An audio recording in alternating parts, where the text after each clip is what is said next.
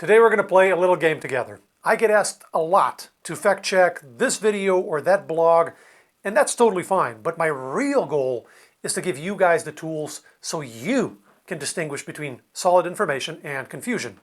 So that's what we're doing today. It's the whole give a man a fish versus teach him how to fish proverb. I'm going to show you how to recognize the pattern of a misleading argument. You don't need any scientific training. Anybody can learn this in like 5 minutes. And once you know how to spot it, it'll be much harder for you to get confused by internet content. Sound good? I'm going to go through several scenarios, some claims that you might find on social media, and you tell me if it's a compelling argument or not. It's a little game we call compelling or storytelling. So we're going to go right into it. Here's argument number 1. When we eat whole grains, like wheat for example, they release a peptide called gliadin. And our guts can't break down gliadin properly, so it gets absorbed in its full form. Now, gliadin binds to certain receptors in our brain, specifically in this region called the hypothalamus. And we know the hypothalamus controls several physiological functions, like hunger, for example. So this is one reason we should avoid eating too many whole grains, because they can increase our appetite and cause us to eat more. Compelling or storytelling? Just to clarify, this is not about our opinion of whole grains or what we know about them. It's just about that argument as presented, okay? The central claim is that whole grains make us eat more. So if we had never heard of whole grains, is that argument as laid out with the evidence cited convincing or not, and why?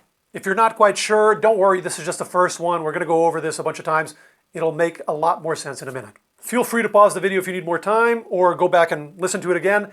We're going to go right into the answer. So this argument would be a typical example of storytelling. The general structure is I tell you about a certain molecule in the food, in this case gliadin. I tell you about it binding receptors in the brain, some molecular interaction, and then I seem to connect those dots by making a claim about the food and hunger. It can sound science-y because I threw in some science-y lingo, but the main claim that whole grains cause us to eat more is not compelling, because I never cited any specific direct evidence that people eating more of that food get hungrier or eat more or gain weight. I just made a logical leap from the molecular stuff to the overall effect in a human. In nerd speak, we call this mechanistic speculation, and it's extremely common, talking about an individual molecule or a biochemical pathway and then doing a logical leap to a systemic effect, a general effect in the body, but without actually showing evidence of that effect in living, breathing humans. What we call outcome data, because it shows the actual outcome. So the solution is simple. Just dumb it down. If the main claim is that eating whole grains makes us hungrier, makes us eat more, the question is, do they? Do people who eat whole grains get hungrier or eat more or get heavier than those who don't, or who eat less of them? That's outcome data. That's what we want to see. So when we get the smoke and mirrors out of the way and we dumb it down, it's real simple. You don't need to know anything about gliadin. You don't need to know where the hypothalamus is. Those are distractions. We're just trying to find out if eating whole grains makes us hungrier and makes us eat more and gain weight. That's it. Now, today we're just looking at the patterns, and the specific answers matter less. But real quick, in most studies, whole grains have either no effect or a slight decrease in appetite, depending what we compare them to. And same thing for weight loss, either no effect or a slight weight loss on whole grains. So the mechanistic speculation that gliadin should lead to weight gain because of some interaction in the brain is not supported by the evidence, which is actually the norm, shockingly enough. More often than not, mechanistic speculations don't pan out in outcome data, which is one more reason to be wary of them, especially if you see someone using mechanistic speculations but not referring to the actual answer to the question, the outcome data. Get your guard up. It usually means it doesn't exist, or it points in the opposite direction of the argument the person is trying to make. And this is super common. All right, you ready for the second argument? Here it is. Nowadays, we eat too much oil. Throughout evolution, our ancestors didn't have oil available, so our bodies don't know how to deal with it metabolically. And sure enough, our ancestors in the Paleolithic were all lean. And even now, if you look at hunter-gatherer cultures, they eat natural foods, no oil, and sure enough, they're all lean as well. Try to find an obese individual in the middle of an Amazonian tribe. You can't. And so the ubiquity of oils in our society is really one of the reasons we're so overweight and so sick. So minimizing or even avoiding oil is a great health move. Compelling or storytelling? Remember, this is only about the argument as presented. Like it's the first time we're hearing about oil and this is all we know, all right? The main argument is that oil is unhealthy and we should eat less of it. Is the evidence presented in that argument convincing or not, and why? Pause the video if you need more time or go over it again. Here's the answer. It's storytelling again.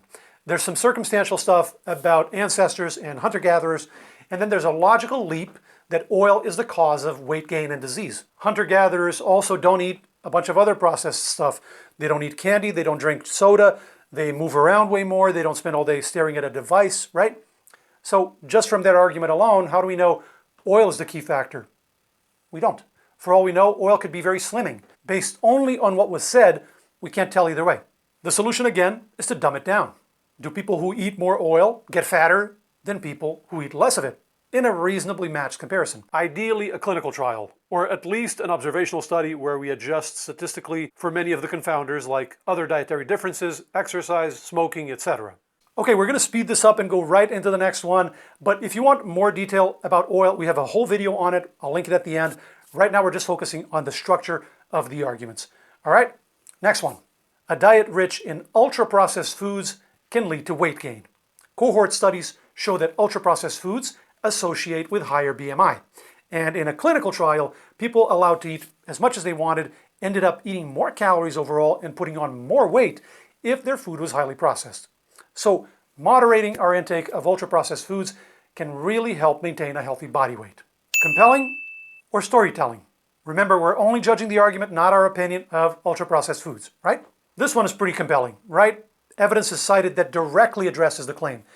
Outcome data on weight gain with and without ultra-processed foods. It doesn't mean it's case closed. We would still want to see if the studies are robust, well carried out, if they reflect all the available evidence, but it's a cogent argument. It's compelling on the face of it. That's what we're judging. Okay, ready for the next one? Here we go. Eggs are very high in choline, and our body converts choline into this metabolite called TMAO. Now, we know from experiments in animal models that TMAO causes macrophages, these cells from our immune system, to take up more cholesterol. And that's a key step in foam cell formation and atherosclerosis, heart disease. So this shows that eating too many eggs can raise our heart disease risk, and so it's better to eat them in moderation or avoid them altogether. Compelling or storytelling? I think most people got this one. Storytelling, right?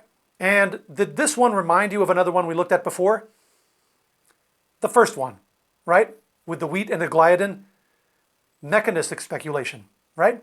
Same thing here. We talk about some molecules, choline and TMAO and some cells, and then we make a logical leap to the risk of a disease. We say that eggs raise risk of heart disease.